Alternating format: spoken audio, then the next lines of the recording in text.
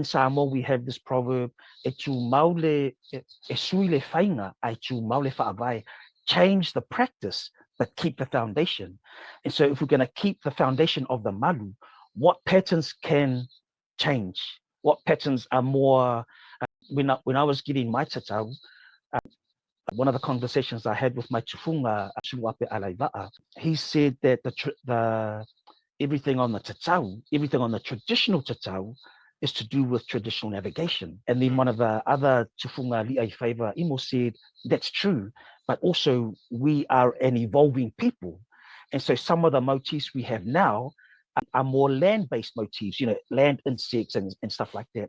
And so as the practice of tatau is, starting to be restored, they're starting to invent newer motifs for a more modern context.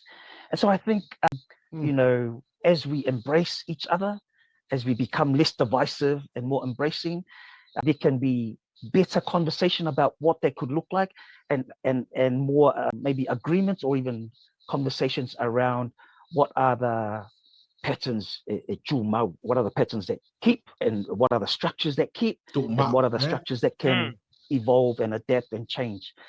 But I think that's best had in a more kind and embracing environment, much more kinder than it currently is.